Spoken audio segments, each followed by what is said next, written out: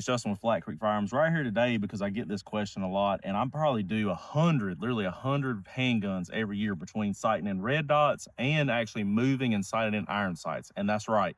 When you get a gun from the factory, and I know anybody that's actually shot their gun and actually just don't stick it in a holster and throw it in the side of their door of their truck, if you actually shoot that gun, you will notice that your iron sights are most likely off. And when I say off, they're either high.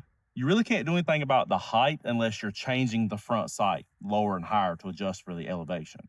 As far as the windage though, we can get that spot on, and we actually use this tool to do it. So this is called a sight pusher. And if there's one thing you don't want to cheap out on, it's a sight pusher, because you'll hate your life if you get a cheap one. Ask my buddy.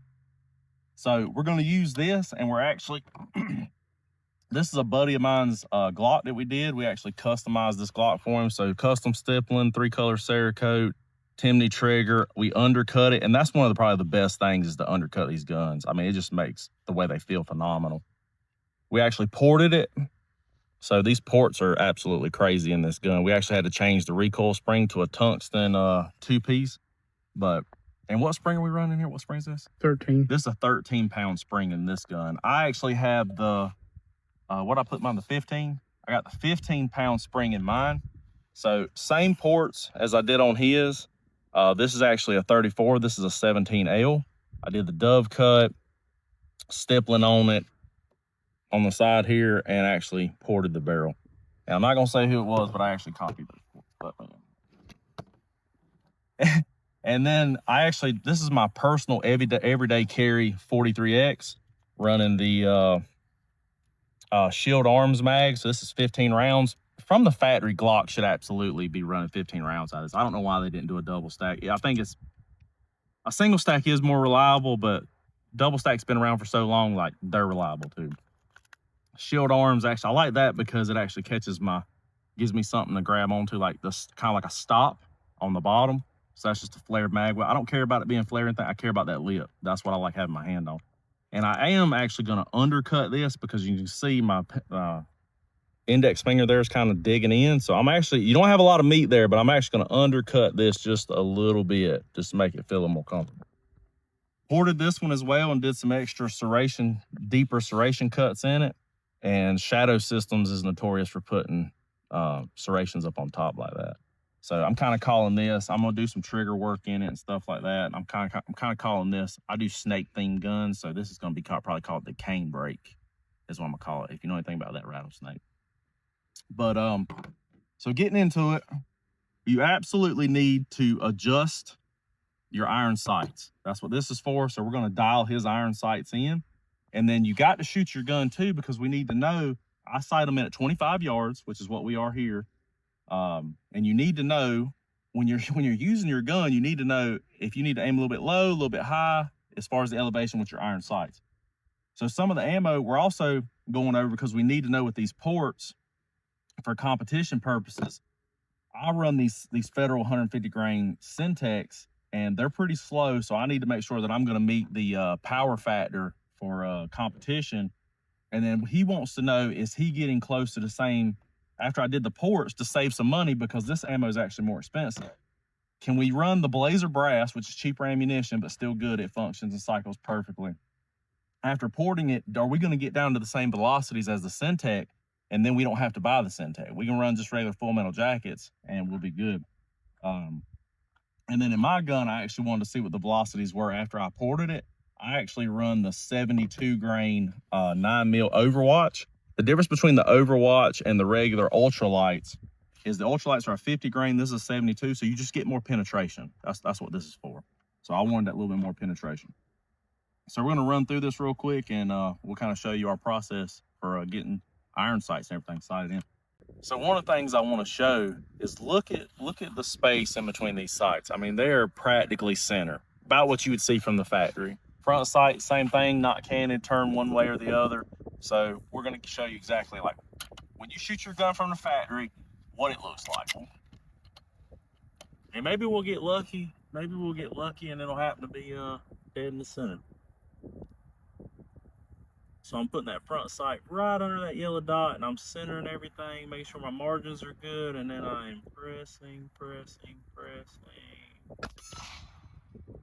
So as you can see on that target, we are to the left and high, a good bit high, but we're running suppressor height sights to get over that SRO.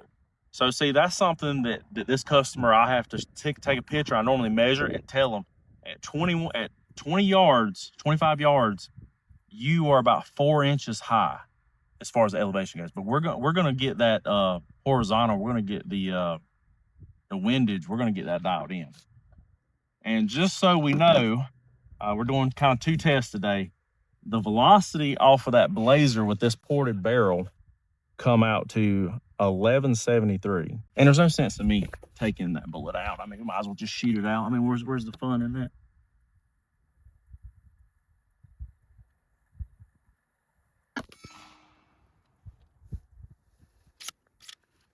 So that one was 1187.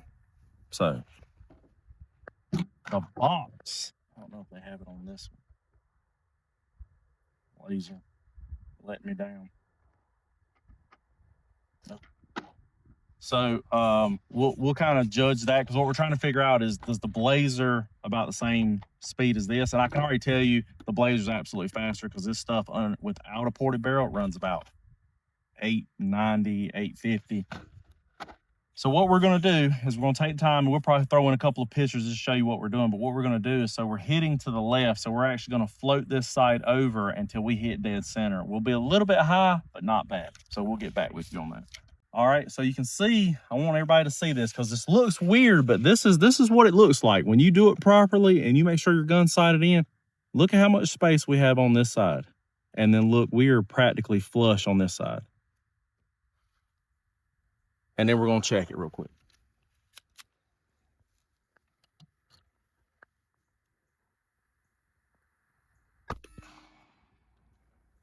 There you go. So instead of being high and to the left, now we're about dead even and right there in the center. So we're going to press about 3 more shots just to make sure.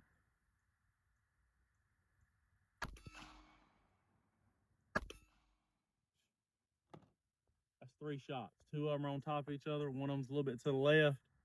All good as far as height goes. So if you're carrying a gun with iron sights on it, it still needs to be sighted in.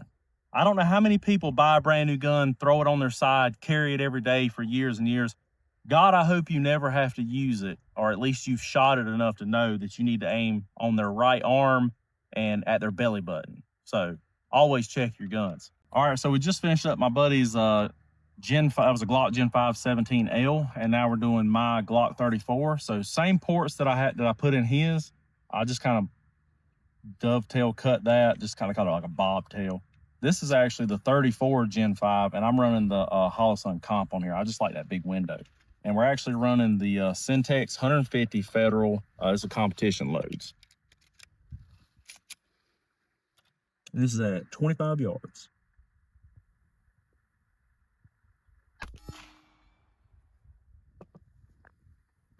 I guess I don't really need to sight it in because it hit dead center.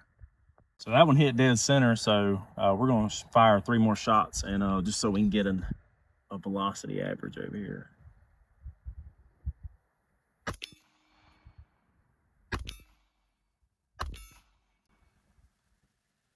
So that was 921. So we shot about 6 shots. The average for this syntech of a 34 ported is 916 feet per second. All right, now we're moving over to my personal EDC. This is my 43X that I actually ported and did some slide milling on it. And we're actually shooting the Overwatch 72 grain. Most people shoot the 50 grain, which will give you about 11 to 12 inches of penetration. The 72 grain is supposed to give you 16. We haven't tested that yet, but we wanted to see what the velocity is. Plus, I need to sight it in after I cut the slides.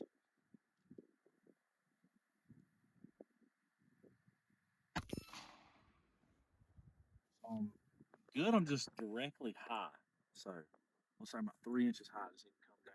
And that shot was 1518 out of a 43X ported barrel with a 72 grain Overwatch. So let me just move this down a little bit.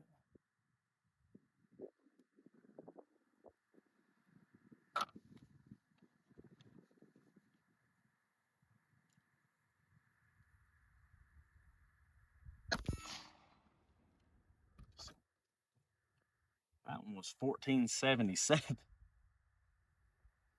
Them things move pretty good bit.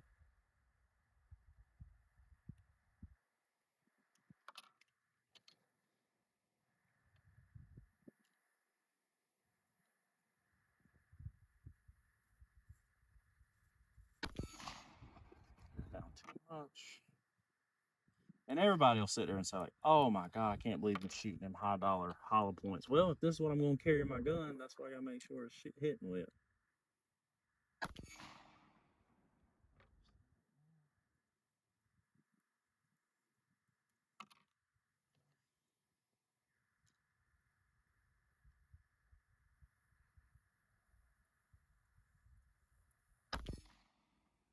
Now I want to show y'all something. Come down here and let's go look at this target. First of all, out of those 6 shots, we averaged 1511 out of a ported 43X with the Overwatch. But I want to show y'all something on this target. Come down here, let's go take a look at it.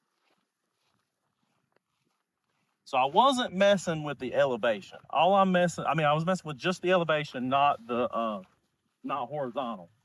So not the windage. Look at these shots. That's how you know you're steady inside that sled. When literally I was shot one here, moved down just a little bit, I moved too much and then brought it back up and I'm right there. So I'm actually just gonna push that over just a little bit to the left and that's it. That's the reason, like, you're sitting there trying to do this, moving all around, trying to adjust your red dot. It's gotta be in a sled. See y'all.